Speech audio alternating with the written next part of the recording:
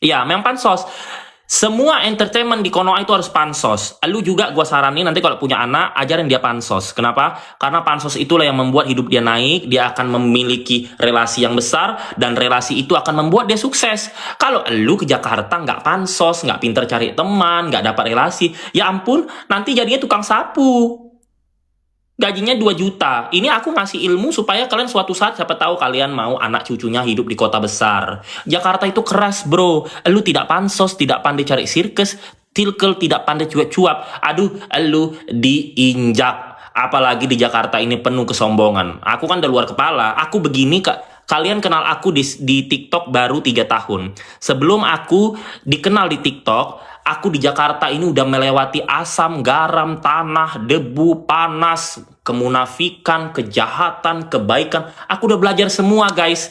Kalian baru kenal aku, tapi aku di balik TikTok ini aku sudah melewati gunung, lipan, lautan. Ya, kenapa aku kuat sampai sekarang? Ya karena aku udah melewati itu. Nah, anak-anak kalian itu harus kalian ajarkan itu. Kalau anak kalian jual baik-baik aja toh. Nanti kalau ada orang ngomong kamu diam wae. Nggak usah dilawan toh. Udah kamu diam aja. Anakmu diinjak-injak apalagi di Jakarta ini. Lu bukan sesuatu. Orang Jakarta itu sombong-sombong, cuy. Iya. Lah, aku kalau nggak kalian nggak punya duit lah. Kulit aja semulus bulu angsa.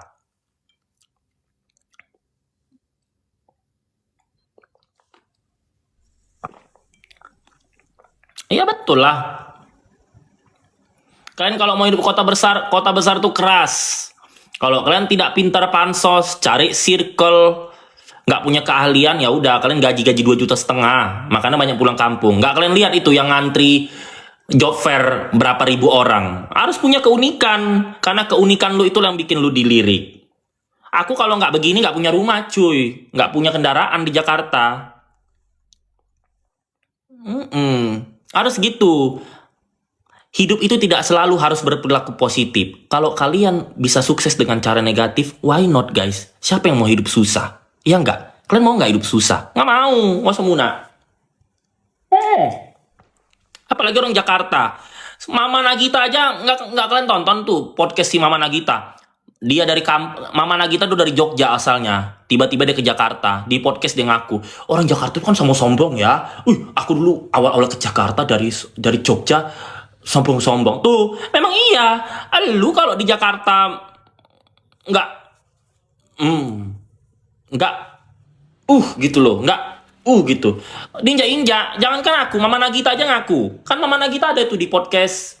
Podcast siapa deh itu? Aku lagi lewat, ku tonton. Jadi dulu dia dari Jogja. Jogja dia merantau ke Jakarta sendiri. Ah, dia pun mengakui orang Jakarta itu sombong-sombong. Aku lihat orang Jakarta itu sombong-sombong ya. Temenan aja lihat ini. Iya, karena Jakarta itu sombong, guys. Aduh, lu nggak punya lihat tuh sini kita Mirjani. Orang mepet sama dia gara-gara apa? Karena dia jadi artis. Sama juga dulu orang pun nggak mau temenan sama dia sebelum dia jadi artis. Sama. Ini Jakarta gitu. Jadi kalian jangan, kalau cuman zaman sekarang lu ngajarin anak, jangan SD, SMA, taman SMA, kuliah, kerja. Ya ampun, yang ngantri job fair itu jutaan orang. Emang kalian pikir yang ngantri job fair itu IPK-nya nggak tinggi-tinggi? Ponakan bokap gue aja IPK 3 nganggur udah setahun, 2 lagi nganggur. Pada nganggur tuh.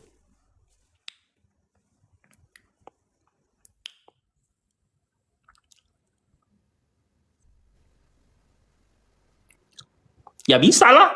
Apalagi spamku spam aku tuh kualitas banget. Aku paling nanti kalau udah nikah cepet jadi tuh. Aku kan tahu kualitas spam aku.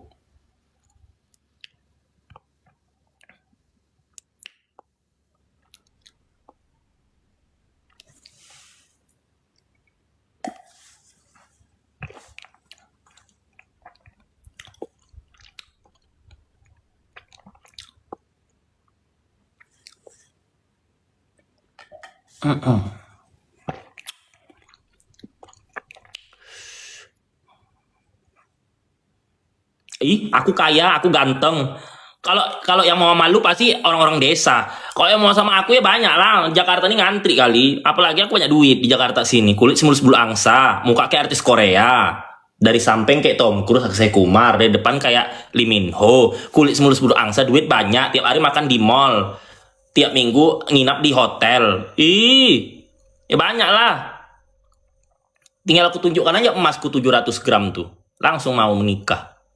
Dan nggak, yang pasti juga istriku nanti ya pasti cantik lah. Masa orang wong deso kayak binimu ya, aku nggak mau. Aku milih-milih orangnya.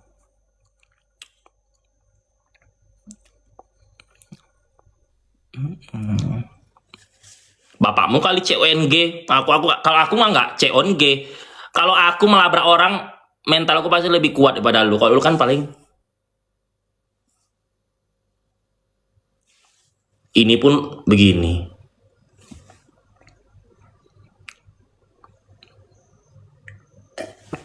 Halo Malaysia.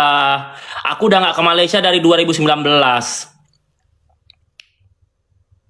Iyalah, aku mental baja, cuy.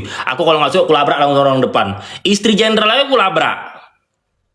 Zaman sekarang tuh banyak laki-laki ngaku laki, maco, badan gede, tapi pas di kerumunan ciut dia.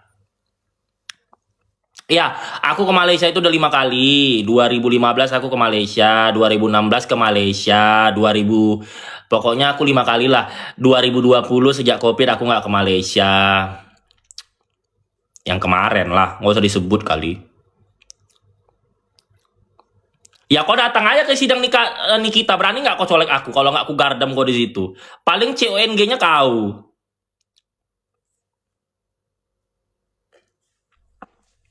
Apalagi rakyat jelita sepertimu.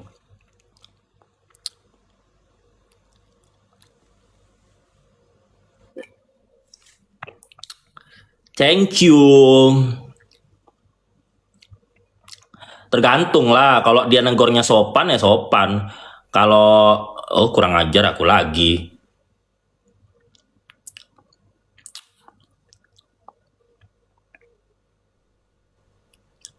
Ya berani lah aku, orang ku tarik abis video itu ku tarik orangnya. Orang cuman kismin gitu kok. Ku bentak-bentak di situ. Dia narik baju pun ku ginikan. Pas udah selesai baru ku suruh asisten ku mata narik baju ku coba. Nyata cuman ini, cuman bukan security dia itu, apa deh kemarin itu ya. Penjaga-penjaga gaji-gaji 3 juta gitulah. Ku bilang elang, kau jangan narik bajuku, nanti kau habis kok ku buat kau. Iya minta maaf mas, ya tadi aku spontan, ku gituin langsung. Apalagi lu, langsung naik kakiku langsung.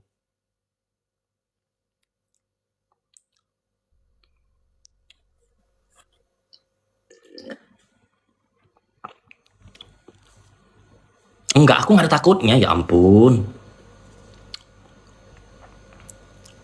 Kalau Nikita itu dibebaskan itu halusinasi karena pokoknya Nikita itu hukumannya bisa diringankan, tapi kalau dibebaskan itu halusinasi. Enggak. Makanya kalian jangan menghina-hina si JPU karena seminggu ini adalah waktu kalian harus baik-baiki si JPU dan hakim. Kalau kata kalian disogok atau tidak, netral atau tidak, ada udang di balik batu atau tidak, itu urusan nanti guys. Udah lewat, udah lewat itu, udah lewat. Sekarang waktunya kalian harus mencari simpatik JPU dan si hakim. Kenapa? Karena dalam seminggu ini JPU di rumahnya sedang mengetik untuk membalas eksepsi si Nikita. Kalau kalian masih pajang-pajang muka JPU, muka-muka hakim, semakin dongkol si JPU, semakin emosi dia sambil ngetik untuk menjawab eksepsi si Nikita. Kita tidak apa-apa, karena kita di luar. Nikita kasihan. Nikitanya itu kasihan guys. Kalian pikir Nikitanya, jangan emosional diri sendiri. Kalau Nikita itu hakim sama JPU-nya gedek sama dia gara-gara bulian kalian, nanti 20 tahun ketok palu. Kasihan dia. Ya kan? Kalau aku nggak mikirin diri aku sendiri, kalau aku mah bebas. Akhir tahun aku mau jalan-jalan ke Dubai. Si Nikitanya. Jadi seminggu inilah kalian harus adem, karena semakin kalian kata-katain JPU dan hakim, seminggu ini adalah si JPU itu kan lagi di rumah, dia ngetik membalas permohonan penyanggahan si Nikita kemarin kan. Nah, nanti tanggal 8 itu pengumuman balasan dari JPU. Kalau selama seminggu ini sambil si JPU itu ngetik di komputernya, laptopnya dia emosi, nanti bisa-bisa Nikita bisa 20 tahun. Tapi kalau misalnya kalian buat moodnya si JPU emosi, moodnya baik, nah bisa cuma 6 bulan. Atau nggak sampai setahun Nikita bebas, gitu. Makanya jangan dicaci. Itu kalau ada yang aku ada lihat tuh ya, dukung Nikita, dukung, tapi dia mencaci si JP sama hakim. Nah, nanti hakimnya gedek, dikasihnya Nikita 15 tahun. Kan kasihan dia pisah sama anaknya. Kalau aku mikirnya logis ke depan, karena aku udah pernah aku udah 5 kali duduk di bangku pengadilan dilaporin orang nggak tembus-tembus. Karena pertama aku berperilaku baik, kedua aku bisa membuktikan aku tidak bersalah. Gitu. Janganlah, kasihan lah Bunda, ya ampun. Gimana kalau kamu punya anak bisa 20 tahun? Emang sih banyak orang mengatakan dia kan keluar-keluar nggak mikir, tapi ya udahlah, maksudnya 6 bulan, setahun udah cukup lah. Rumahku aja 3 lantai di Ragunan. Kalau lu kan rakyat jelita, kendaraanku aja 4, bukan siapa-siapa gimana. Aku nggak meras, aku nggak ngutang, aku nggak pinjam duit. Jangan kok pikir aku di Jakarta esek-esek. Rumahku 3 lantai di Ragunan sini. Kendaraanku 4, 3 punya aku, 1 punya kantor. Aku kan pimpinan di kantorku, nggak usah kasih tahu kantornya apa. Aku males. Nanti kalau misalnya FYP viral, nanti rakyat jelitanya suka ngetik nama perusahaan. Jadi aku di luar entertainment, di luar selebriti TikTok, di luar infotainment, aku tidak akan kasih tahu di bidang mana aku mendapatkan duit lebih. Karena aku malas nanti perusahaan dibawa-bawa. Terus nanti rekan-rekan aku meeting dibawa-bawa. Jangan lu samain gue sama lu. Iya, aku di Jakarta mah enak-enak hidupnya. Apa itu? Iya, alhamdulillah. Semoga rumah kamu bagus juga ya.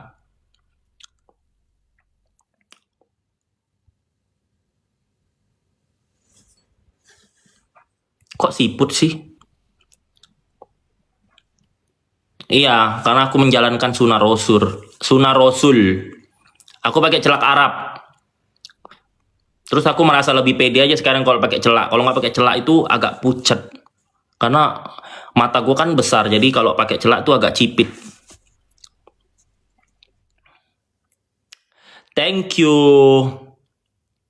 Tapi aku lagi nggak bisa live di akun utama, soalnya kena ban sampai tanggal 8. Jadi aku sekarang tuh kalau live itu, kalau bisa jangan 300-400 ke atas deh penontonnya. Serem. Iya, kamu tinggal di mana?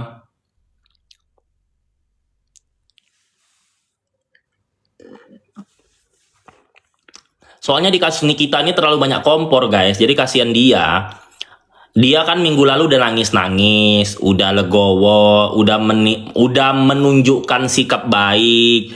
Jadi aku berharap supaya yang pansos-pansos ini, yang berkedok membela Nikita padahal dia itu cuman ngarepin view, minta gift, sambil jualan pula. Jangan ngejek-ngejek hakim. Kita kalau udah di persidangan, setelah Tuhan dan mukjizat, hakim dan JPU itulah yang kalian harus cari muka. Bukan orang tuamu. Orang tuamu nggak bisa menyelamatkanmu.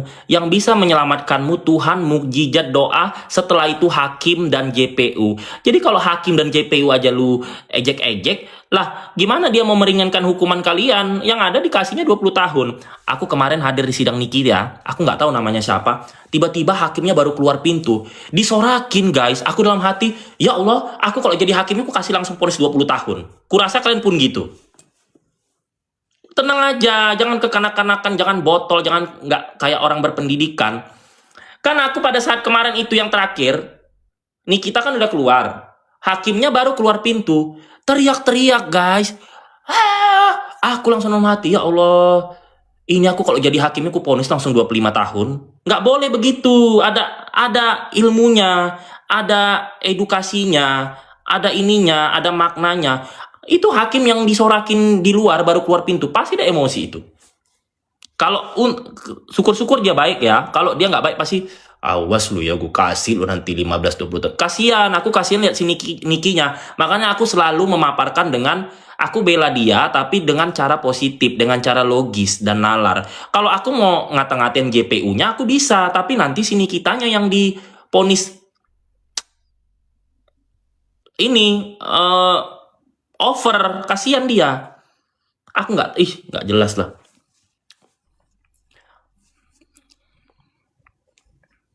Nggak tahu, aku nggak ngikutin guys.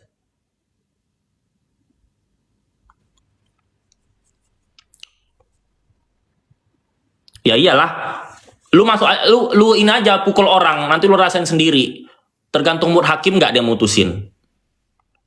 Lu kalau hidup tuh jangan teori banget, jangan teori banget, itu botol. Harus ada nalar dan prakteknya. Nggak bisa lu pungkirin. Hakim itu setelah teori, praktek, tetap ikutin moodnya. Mau hakimnya salah, mau hakimnya tidak salah, tapi itulah realitanya. Lu berantem sama orang, maafin orang, pakai mood nggak? Ya udah, hakim pun sama. Oh, aku nggak tahu, aku nggak baca, nggak ngikutin, sumpah demi Allah.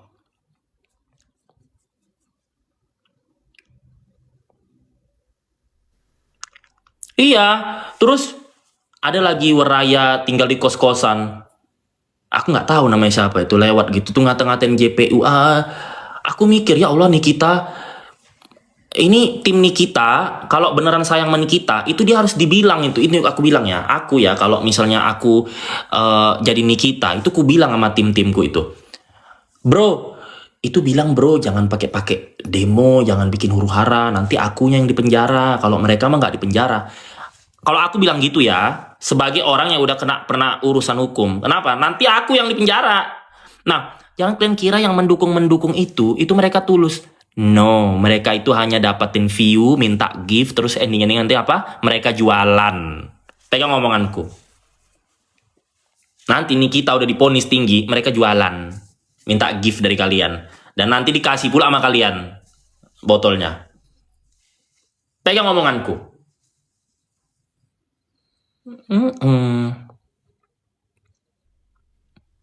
Aku nggak mau botol guys. Iyalah, kalau itu artis-artis tuh, kalian kalau terjun ke entertain, 75% itu artis tuh botol loh guys. Kenapa? Karena mereka kan nggak masuk sekolah.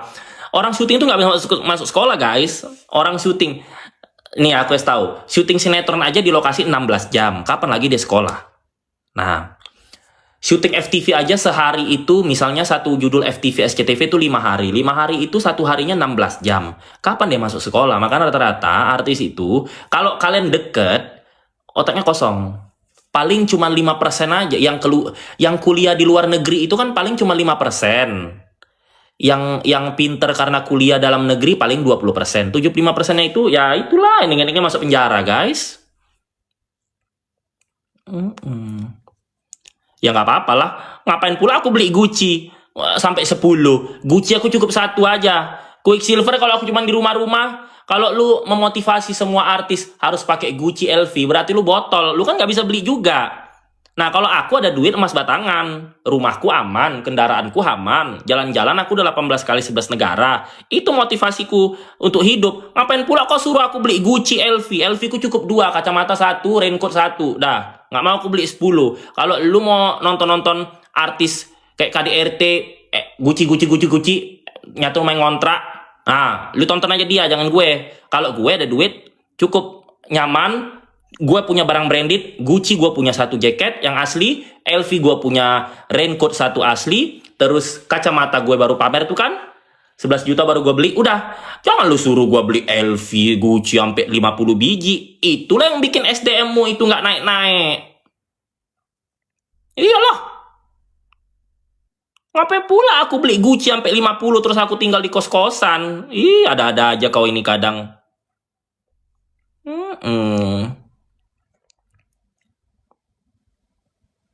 Iyalah.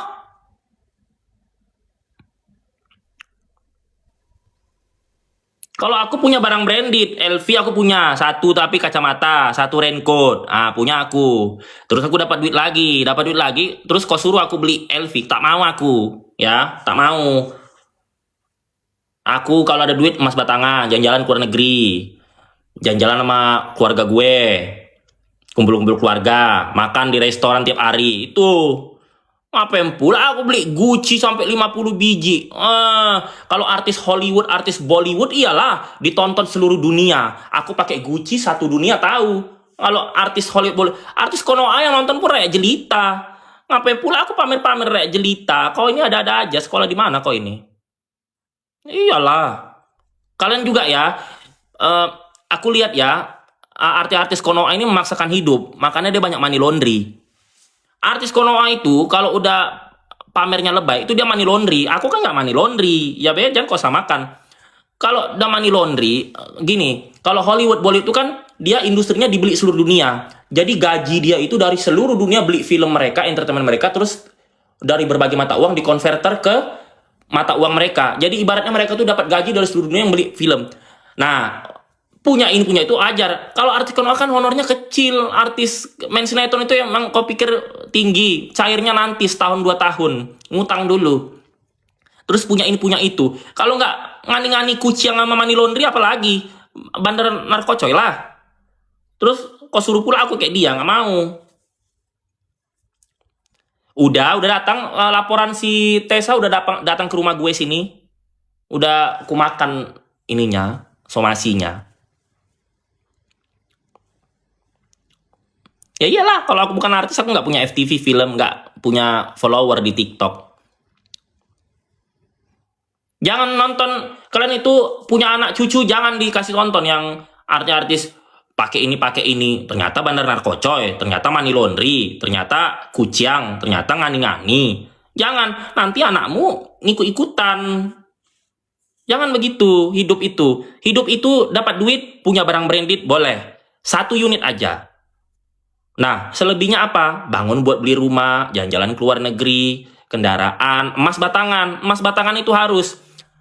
Emas batanganku udah 700 gram. Aku pernah pamer kan sampai kena ban. Emas batangan 700 gram. Segram sekarang 1,9 juta. Dulu 100 gram aku beli itu cuma 98 juta. Sekarang 100 gram ku jual 190 190 juta. Kalau lah 700 gram itu nggak aku jual 10 tahun lagi. Perempuan mana nggak mau sama aku? Emasku 700 gram. Lu cantik mau nikah sama gua nggak? Mau lah. Terbelalak langsung matanya. Kebayang dia 700 gram itu udah 10 miliar lebih. Ini nanti 10 tahun lagi.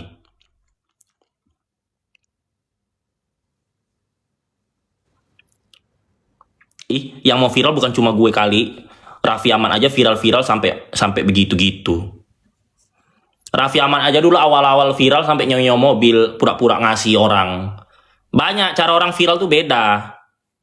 Lu juga nanti anakmu suruh viral biar nanti bisa bersirkel luas, bisa di perusahaan dihargai, bisa dapat gaji yang tinggi. Aku kalau meeting sama pengusaha-pengusaha, sama orang-orang kantoran, pasti aku dihargai. Kenapa? Karena aku viral. Viral itu nggak, kalian boleh mencapai viral itu dengan cara apapun, tapi percaya deh, orang-orang Jakarta kalau lu viral, lu dihargai. Lihat tuh teman-teman aku tuh, pengusaha tambang, pengusaha emas, pengusaha Indomaret.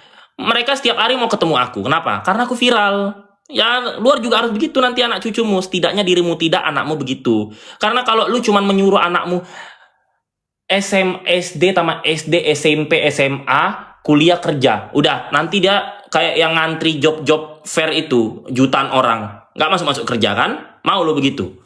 Harus imajinatif pikiran itu. Harus pansos, harus viral, harus komunikatif. Kalau nggak nanti kasihan anakmu. Ngantri job fair sampai panas-panasan begitu. Emang lu pikir yang ngantri-ngantri job fair itu IPK-nya nggak kumlot? Rata-rata kumlot itu, nganggur. Ponakan bokap gue 2 kumlot nganggur. Nggak, iya, betul. Jadi orang tuh harus ODGJ. Zaman sekarang ini aku bilang ya, kalau di Jakarta, lu harus ODGJ, harus gesrek. Kalau orang Jakarta tuh bilangnya gesrek. Kalau lu gesrek, kalau lu NPD, kalau lu berani, maka semakin mudahlah lu mendapatkan circle, semakin mudah lu menjadi pusat perhatian, dan semakin mudah lu mendapatkan pekerjaan dengan gaji yang tinggi, bukan gaji UMR. Jadi kalian kalau punya anak, aku nanti kalau punya, aku bilang, lu harus gesrek. Lu harus unik. Lu harus komunikatif. Jangan kayak orang lain, diam meneng wae. Disuruh maju sama guru malu-malu, disuruh maju ke depan kelas nangis, disuruh presentasi gemeteran. Jangan begitu, nak. Kamu harus kayak papa waktu muda, gesrek, NPD, dan komunikatif.